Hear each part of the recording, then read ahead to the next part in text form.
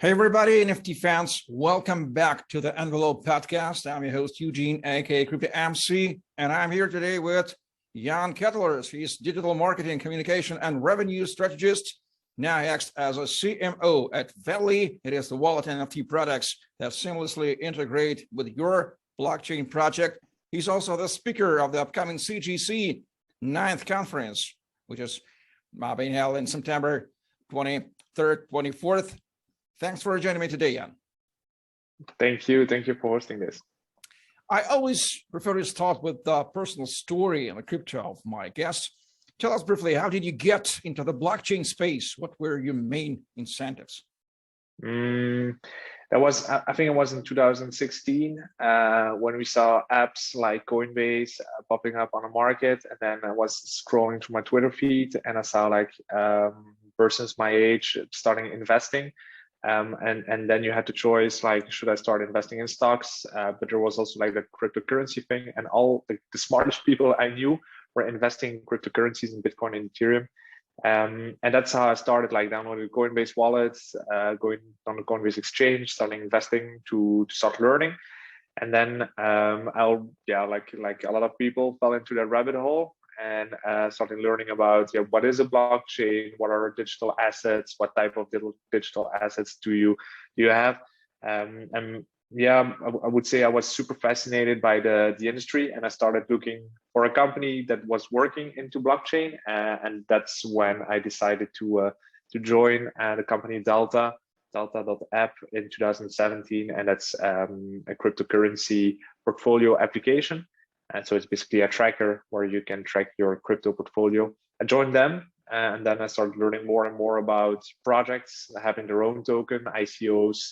And from there, I stayed in the blockchain industry and said that I don't want to work in any other industry than the fintech or blockchain industry. Now, how did you get your first exposure with NFTs, and how do you explain, especially for new guys, non-crypto people, what the hell is NFT? For me, an NFT is also a digital asset. So like you would have Bitcoin, but it's non-fungible. So every asset is different. So it could be an artwork, it could be a character, it could be an asset in a game. And all those assets are backed by a smart contract that proves that you're the owner of that asset. So for me, that is an NFT. And then the NFT, of course, as an owner, you can choose to use it. You can choose to store it as store of value. You can use to trade it, to exchange it with other NFTs, or simply to build your own portfolio of NFTs that you're holding. And how I got in contact with NFTs, I think first I got in contact with them without knowing that that there were NFTs, like with CryptoKitties, like trading with CryptoKitties. And from after that, it was a bit quiet for me on the NFT space. I was way more in other types of asset classes as well. But then I focused back on digital assets only. And when I joined Venly, I was aware about NFTs used as art or art NFTs, but also like NFTs that were used in the gaming industry. And when I heard that, like the potential of NFTs being used in gaming, I was completely sold, and I started testing with purchasing some NFTs, like with Abigochi, for instance. I'm purchasing other NFTs to start learning about the different types and what you can do with it. Yeah, fascinating story. I like it. What is Venly?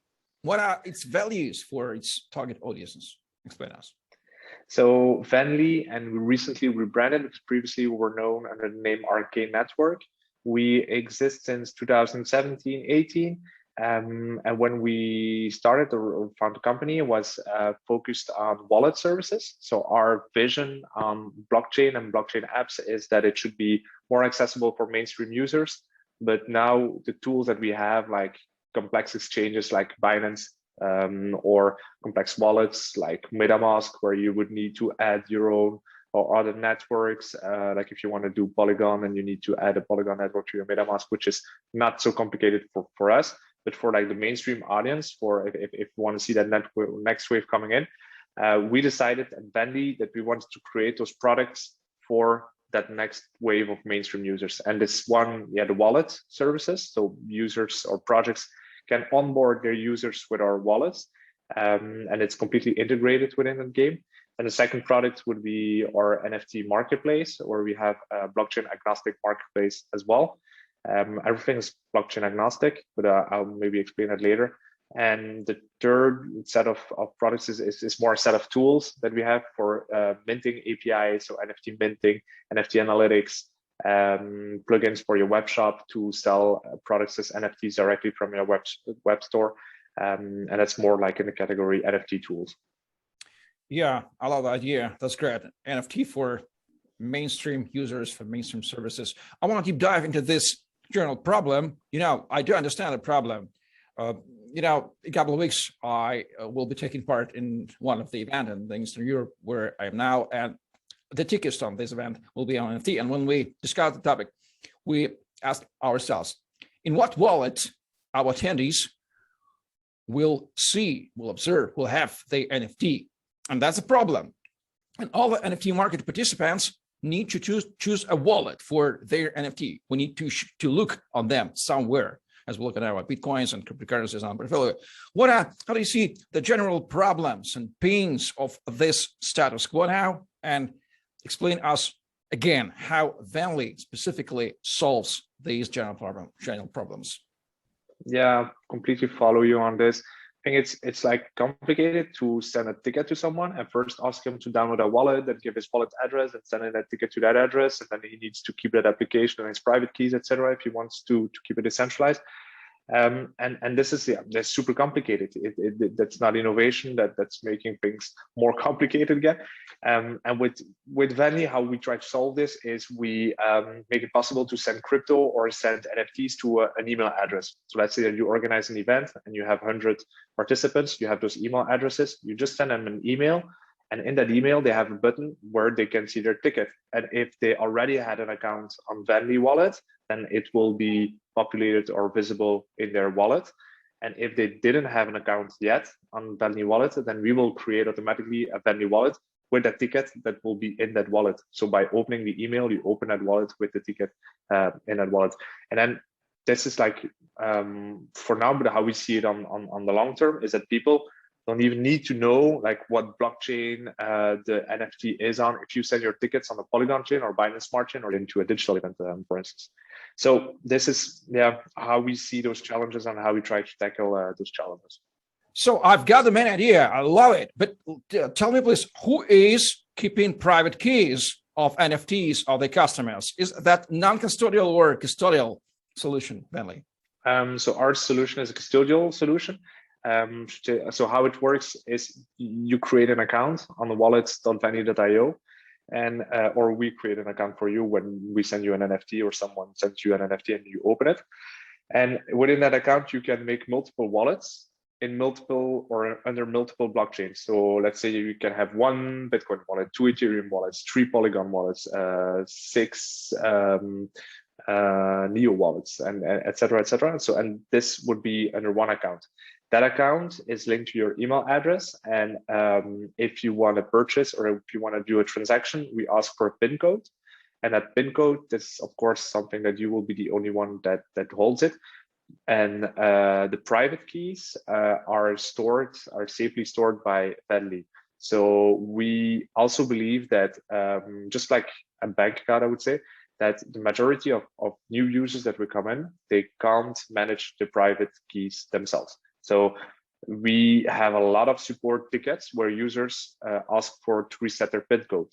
And this shows us that people aren't able to keep their own private keys. And when they had that experience of losing the private keys first, they're now like super happy that we manage this for them. It's mainly, I would say, it's centralized and it's custodial, but it's mainly like your bank account. If you have you could put all your money on decentralized assets and be bankless. This is great for like super digital savvy and people that know how to work with a ledger, etc. But if you don't want to have all that hassle, then Venly will be the regulated instance that helps you store those private keys safely. But of course, you can always export your wallet and import new wallets. So you're the owner of your private keys, but we will help you keep them safe. Gotcha. I personally think that people generally don't like to store their private keys and they are looking for anybody Yeah, indeed. Safe keep their private keys. So Yeah. we're inevitable. We'll have banking in crypto. Yeah. Yeah. So let's go further. How do you explain why NFTs are so useful in the blockchain gaming and metaverse? We'll be diving in on CGC specifically. For me, like blockchain, what blockchain brings to gaming is bringing a total new economic model. So you can create a game where your gamers are part of the economy of that game. So your gamers can be incentivized to build new stuff in that game, like in metaverses, where they purchase a piece of land and then they build whatever they want on that piece of land. But gamers will also be the true owners of those assets. So when I'm a gamer and I start playing a blockchain game and I want to quit playing that game, I can resell those assets to the next gamer. So this is one very big advantage from blockchain gaming, is that you're able to create value within that game. And then the other one would also be that you can play to earn. So this model with gaming is only possible with blockchain, because then you create an economy where players are able to contribute to the ecosystem and also earn tokens and reward. And with doing this, you can create exponential growth, like with Axie Infinity, for instance, and total new models where you could lend out your NFTs, somebody else is playing with your NFTs, and then you earn from lending out that NFT, and that player is earning because it's leveraging that NFT in that game to earn tokens. So that whole economic model is now possible thanks to blockchain. And it's super fascinating where we will be going. Same for metaverses. Metaverse will be one big digital space where you can do different games or attend conferences or learn things, and etc., or meet with people, do meetings in a business environment. And in that metaverse, those assets will be NFTs or are NFTs as well, so that you're able to bring value to the ecosystem, but also receive value back from the NFTs that you hold or purchased. Yeah, of course, you do remember that we had ICO hype in 2017. We had NFT hype in 2020, 2021. Do you have any thoughts? Why did we face NFT hype in digital art space specifically? And was it similar to ICO hype, or was it different from ICO hype? Any thoughts? I think many things were similar to the ICO hype. So we saw the same projects like ICOs, like the shitty ICOs, just there to grab quick money. Same with NFTs, projects that copy the other projects to have like those profile picture NFTs, which you see often. Some of them are really good and build a real community, but the other ones were like fast cash grabs. Same with ICOs. And then I also see like the same thing with exchanges back then, and now with NFT marketplaces now, you have like good ones and bad ones, and it's popping up everywhere. And I believe that with art, it's made sense to most of people. If you would say gaming, then it's only to the niche community of gamers, which is a big community. But art, everyone understands art. Everyone understands like the value of a Picasso or a Mona Lisa.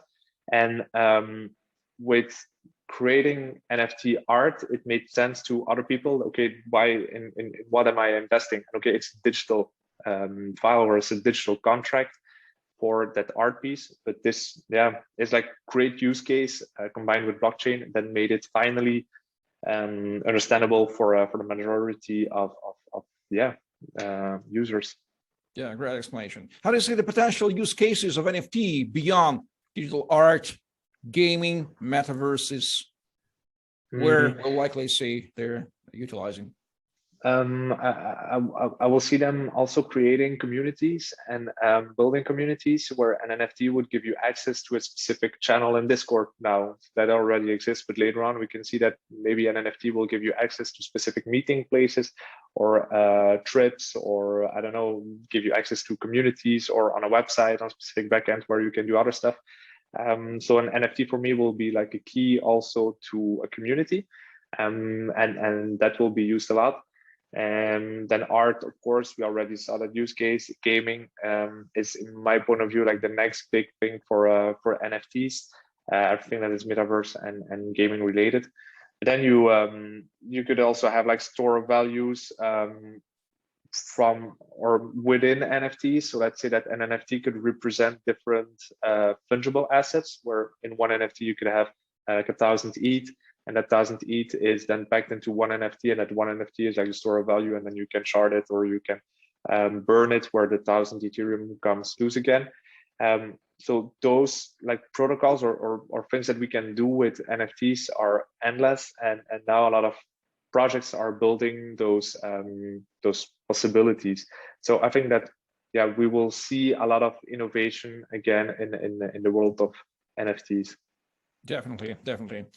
How do you see, if you do see, the major legal issues which have arisen with growing on NFT segment, IP rights, and so on and so forth? I'm not a professional on that, but I'll always ask people about that.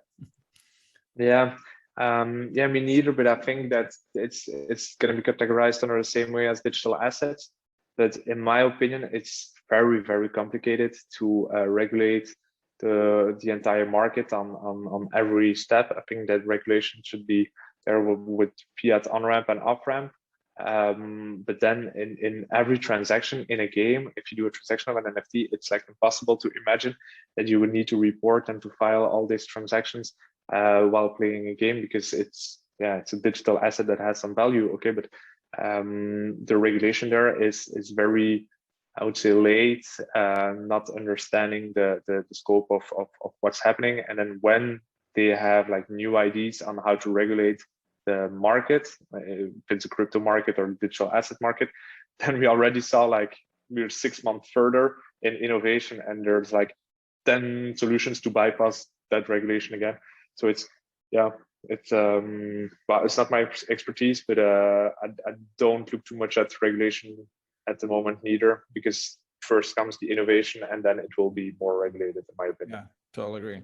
Honestly saying, I know nothing about what's going on in Belgium, specifically regarding crypto regulation. May you generally make a shape what's going on in your country. In terms of regulation, there's like the same regulation on tax on earnings. So when you earn on your crypto, you need to file those earnings, and then you will be taxed on it. So it's not much different from other types of assets. Belgium is not like the country that will be very future-proof or future thinking in terms of digital assets and NFTs. I think in Europe, then Switzerland would be more interesting, but also like countries outside of Europe, like Singapore, would be way more crypto friendly or digital asset friendly. And then like in Belgium itself, there is a good community of people that are experts in NFTs and in cryptocurrencies. There are like few companies in blockchain as well in Belgium, but let's say that our view from Belgium is always like to outside Belgium, where we have most of our partners and clients are in the UK, the US, other countries in Europe, and even Asia. So I would say that, I'm not very familiar with the Belgian ecosystem, because I don't see it like a specific ecosystem. There's just like one community group of Belgians that I'm in that is interesting and fun, but that's it. Definitely, great answer. I love it. So, are you personally satisfied with the technical infrastructure for NFTs now? I mean, blockchains, and you're blockchain agnostic. That's cool. Wallets, marketplaces, and so on. Is it being developed right now, or we've reached such a level? We're going very fast. So the market is building new projects and tools and marketplaces on such a high pace that we see a lot of those first marketplaces that are already disrupted into other marketplaces, which are way better. And then that same goes with networks. When you look at Polygon, which I mentioned a couple of times, but Polygon is for me a great, I shouldn't say layer 2 solution, but like a roll-up solution or network on the Ethereum blockchain, which makes it way faster and cheaper to send, and more sustainable to send digital assets to or to do transactions, I should say. And I'm just now, when I see the industry, it's like the tools are there, or most of the tools are there, but now it's like getting all those puzzle pieces together, because people are still doing a lot of projects minting NFTs on Ethereum. I understand why, but it doesn't make much sense to continue using the Ethereum network for NFTs, especially in gaming. So now it's just like Polygon needs to mature more. The Binance Smart Chain needs to same thing, needs to have like more use cases, so that other projects and people that are building companies and games and other types of things also like to build on those blockchains instead of always looking at Ethereum as the only sustainable solution. Does Venly, or do you and Venly team have a special most use cases of Venly as a service which you are especially proud of, and you always tell these guys are using Venly the same way? Tell us about that. I think for me, maybe two of them. One would be like the Sandbox. Sandbox is like one of our oldest clients, and when we look at people that onboard to the Sandbox, we onboard like 10K users a week on the Sandbox with our wallet. And I don't know it by heart, but let's say that 50% of the users that are onboarded on the Sandbox choose to have a Venly wallet, or they are onboarded by linking their social accounts, where we create automatically their wallet and link that to that email address linked to their social account. So this is great to see that we manage all those wallets of now it's going to be 400K users, and that a lot of them come from a metaverse like the Sandbox. So that is one that's super great. And then the other one is with our marketplace. When we created our NFT marketplace, was like the first blockchain agnostic marketplace. And now we're at the stage where we know that we're way better in being a blockchain technology provider than being a marketplace itself. So our marketplace works perfectly fine, has new features every month. It's super safe to use, very easy to use. But the cool thing about the marketplace is that we have market APIs, and now we see a list of projects that are or will create their own NFT marketplace based on our APIs. So they will leverage our APIs, and that's going to create like an ecosystem of all those games selling NFTs on their own marketplace, and then also like bringing or aggregating the NFTs from other places and then generating revenue. So we'll see like a lot of stores based on our APIs where every NFT will be or aggregated or sold by the brand itself. You know, I've got an idea. Let me discuss with you the possible use case. Let's suppose that we have an event organizer, the traditional event organizer, let's say in retail, for example, somewhere in Germany or in Ukraine, and so on and so forth. And they want to set, they know that somebody somewhere is selling tickets for events in NFT. They don't know anything about blockchain, anything, and so on and so forth. Traditional, classic. Could Venly help them if they come to Venly and say, guys, help us to sell tickets for our event to our attendees who don't know anything about blockchain too, like we to sell tickets from it. We want to be in the trend. Will you help them, or this is not your case?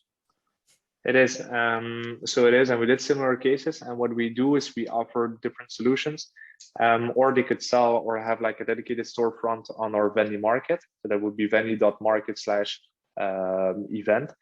And then they can share that link and then sell those NFTs from there, and also get royalty fees on secondary sales on our marketplace. So that works.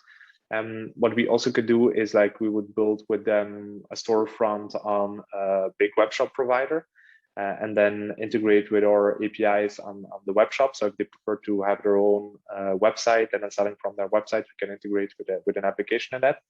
And then I think that we would cover, or we can cover the whole go-to-market. So from, of course, not the NFT visual creation, that should come from them.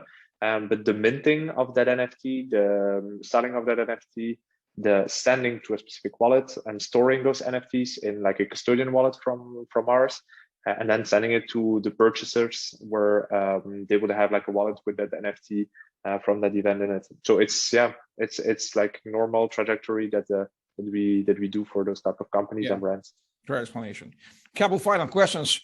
Are you hiring people now? And if yes, whom do you need most? Maybe somebody is listening right now for you. Yeah, sure. We're definitely hiring. We are mainly hiring in Berlin right now, but otherwise it can be, of course, we all work remotely. And then the types of profiles that we are looking for is, of course, engineers. So front-end and back-end engineers. Everybody's looking for engineers, but also like we're looking to build our business development team. And for that, we need like a key position that will be like the head of business development or the business development director that would work with us on C-level to create that business development team, those flows, and then start developing our business in other industries and countries across the world. Because now like business development is done by founders or myself, and we need like right now we are looking to scale this. Gotcha. And finally, Jan, how to follow you on the internet? What is the best way, and what topic will you be covering on the upcoming CGC Nantes conference on September 23rd, 24th? Maybe first last question, we will be talking more about gaming and NFTs and the economies around games on blockchain, and how to follow me. You can follow me on LinkedIn, but you can also follow me on Twitter, and my handle is meta_Yan, which you will see a me bit as avatar or profile picture, and there you can follow me. Yeah, great. So, ladies and gentlemen, you may listen to Jan at the upcoming CGC Nantes conference. The link is below. So you're listening to the ENVELOP Podcast that is supported by the NFT protocol and DAO ENVELOP. Eugene Crypto MC and Yan Ketelers, the CMO of Venly, with you. Thank you for listening. Please like, share, subscribe, put your comment below. Don't forget to hit the bell button for not missing the future episodes. And let's meet on the CGC event, and stay tuned for next episodes of the ENVELOP Podcast. Bye-bye. Thank you.